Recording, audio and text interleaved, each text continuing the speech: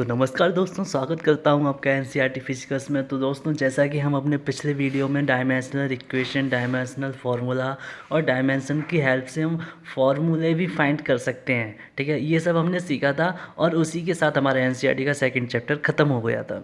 तो दोस्तों, आज हम शुरुआत करेंगे हमारे एनसीईआरटी के चैप्टर 3 की, जिसका नाम है motion in a straight line. ठीक है दोस्तों, जैसा कि हम जानते हैं मोशन पूरे यूनिवर्स में है, हर कहीं देखने को मिलेगा। हम चलते हैं, हम रनिंग करते हैं, साइकिल चलाते हैं, इवन जब हम सोते हैं तब भी जो एयर होती है वो हमारे लंग्स में मूव कर रही होती है। हर जगह मोशन मौजूद है दोस्तों।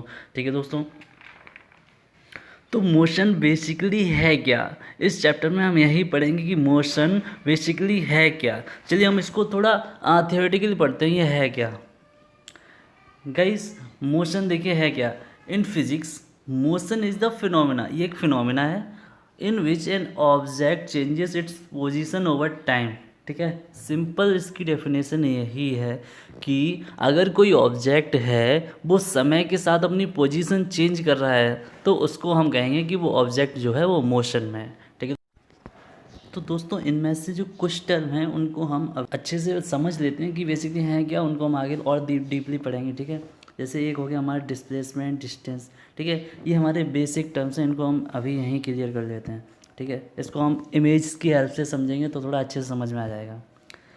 गाइस, मान लीजिए एक फुटबॉलर है, उसने एक बॉल को किक किया जिसने ये हमारा प्रोजेक्टाइल कवर किया, ये पाथ कवर किया। ठीक है दोस्तों, अब यहाँ पे देखिए डिस्टेंस और डिस्प्लेसमेंट बिल्कुल क्लियर हो जाएगा। गाइस, जो डिस्टेंस है वो क्या होता है, the path covered by the object. The path covered by the object is called distance. And displacement दोस्तों ये होता है कि shortest distance between initial point two the final point. ठीक है, यहाँ पे देखिए क्लियर हो जाएगा कि जो डिस्टेंस है वो क्या होता है, the path covered by the object. ये तो हो गया हमारा डिस्टेंस।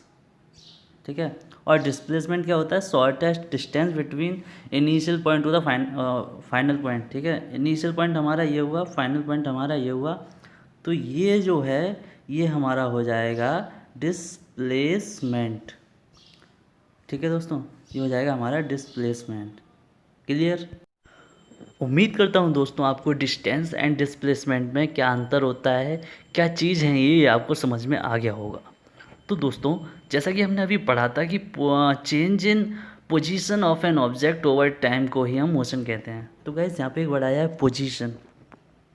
तो पोजीशन को डिस्क्राइब करने के लिए हमको एक रेफरेंस पॉइंट चाहिए होता है, तभी हम बता सकते हैं कि यहाँ से यहाँ पोजीशन चेंज हुई है। ठीक है दोस्तों, तो हमको एक रेफरेंस पॉइंट चाहिए और एक सेट ऑफ एक्सिस चाहिए होगा जिससे कि हम पता कर सकें कि इस एक्सिस से उस एक्सिस पे हमारा जो ऑब्जेक्ट है वो मूव हुआ है। ठीक है दोस्तों, तो चलिए हम एक सिस्टम कंसीडर करते हैं जो कि ये है। ठीक है, मान लीजिए हमने एक सिस्टम कंसीडर कर लिया जो कि एक कोऑर्डिनेट सिस्टम है जिसमें 3 एक्सेस हैं, एक्स वाई एंड जेड।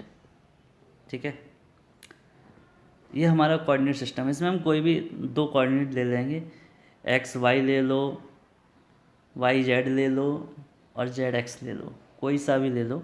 ठीक है, ये हम कंसीडर कर लेंगे। तो यहाँ पे देखते हैं हम कि एक पॉइंट है ये वाला, ये है किसी ऑब्जेक्ट की इनिशियल पोजीशन, और दूसरा पॉइंट है ये है किसी पॉइंट की फाइनल पोजीशन, और जो ये पॉइंट है हमारा, ये है हमारा रेफरेंस पॉइंट। ये रेफरेंस पॉइंट हम किसको कहते हैं, the intersection of all 3 axis X Y and Z. That point is consider as reference point, जिसको हम ओ से डिनोट कर रहे हैं। ठीक है दोस्तों, यहाँ पे हमारी तीनों एक्सिस का इंटरसेक्शन होता है, इसको हम कहते हैं रेफरेंस पॉइंट, और जिसको हम ओ से डिनोट कर रहे हैं। गाइस, ये तो हो गया हमारा कोऑर्डिनेट सिस्टम। ठीक है, जो कि हमारी पोजीशन को डिफाइन कर देगा। बट मोशन को हम कैसे डिस्क्राइब करेंगे, मोशन क्या था, change in position with time.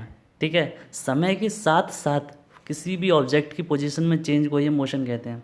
तो गाइस यहाँ पे हमें एक क्लॉक भी कंसीडर करनी होगी, तभी हम मोशन का पता कर सकते हैं, ठीक है। तो यहाँ पे इस सिस्टम के साथ अगर हम एक क्लॉक भी कंसीडर कर लेते हैं तो हम किसी भी ऑब्जेक्ट के मोशन का पता कर सकते हैं, ठीक है। और इसी पूरे सिस्टम को हम बोलते हैं फ्रेम ऑफ रेफरेंस, ठीक है। इसी पूरे सिस्टम को बोलते हैं हम फ्रेम ऑफ रेफरेंस।